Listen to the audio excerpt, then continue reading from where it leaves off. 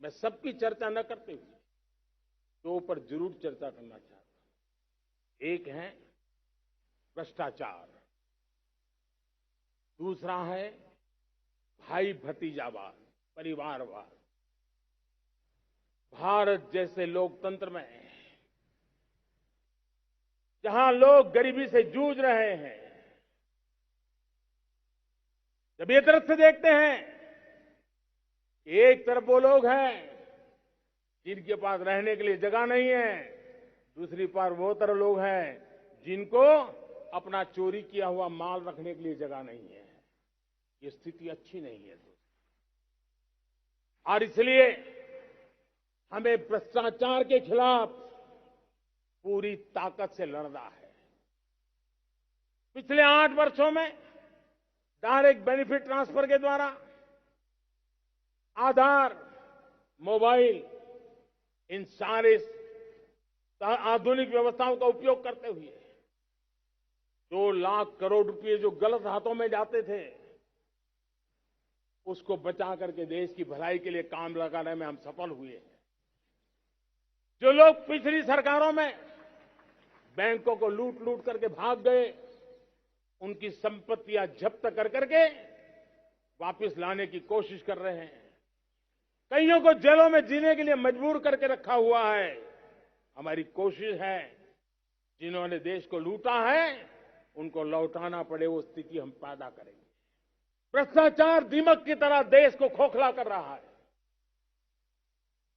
मुझे इसके खिलाफ लड़ाई लड़नी है, लड़ाई को तेज करना है, निर्णायक मोड़ पे लेकर के ही जाना है। तब मेरे 130 करोड़ देशवासी, आप मुझे आशीर्वाद दीजिए, आप मेरा साथ दीजिए। मैं आज आपसे साथ मांगने आया, आपका सहयोग मांगने आया हूं, ताकि मैं इस लड़ाई को लड़ पाऊं, इस लड़ाई को देश जीत पाए और सामान्य नागरिक की जिंदगी भ्रष्टाचार ने तबाह करके रखी हुई है। मैं मेरे इन सामान्य नागरिक की जिंदगी को फिर से शान बान शान के लिए जीने के लिए रास्ता बनाना चाहता हूं। और जब मैं भाई भतीजावाद, परिवारवाद की बात करता हूं तो लोगों को लगता है मैं सिर्फ राजनीतिक क्षेत्र की बात करता हूं। जी नहीं, दुर्भाग्य से राजनीतिक क्षेत्र की उस बुराई ने हिंदुस्तान की हर संस्थाओं में परिवारवाद को पोषित कर दिया है।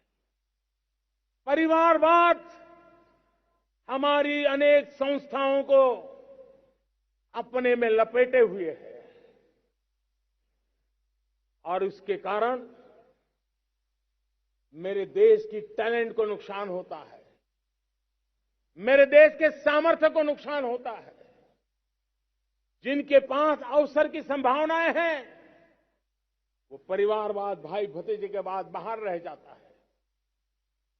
भ्रष्टाचार का भी कारण ये भी एक बन जाता है, ताकि उसका कोई भाई भतीजे के कार्य आसरा नहीं है तो लगता है चलो भाई कहीं से खरीद करके जगह बना लूं। इस परिवारवाद से, भाई भतीजावाद से हमें हर संस्थाओं में एक नफरत पैदा करनी पड़ी होगी, जागरूकता पैदा करनी होगी, तब हम हमारी संस्थाओं को बचा पाएंगे। संस्थाओं के उज्जवल भविष्य के लिए बहुत आवश्यक है।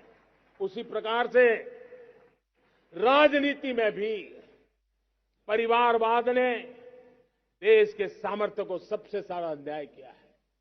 परिवारवादी राजनीति परिवार की भलाई के लिए होती है, उसको देश की भलाई से कोई लेना देना नहीं होता है। और इसलिए लाल किले की प्राचीर से तिरंगे झंडे के आन बान शान के नीचे भारत के संविधान का स्मरण करते हुए मैं देशवासियों को खुले मन से कहना चाहता हूं, आइए हिंदुस्तान के राजनीति के शुद्धिकरण के लिए भी, हिंदुस्तान की सभी संस्थाओं के शुद्धिकरण के लिए भी हमें देश को इस परिवारवादी मानसिकता से मुक्ति दिला करके योग्यता के आधार पर देश को आगे ले जाने की ओर बढ़ना हो।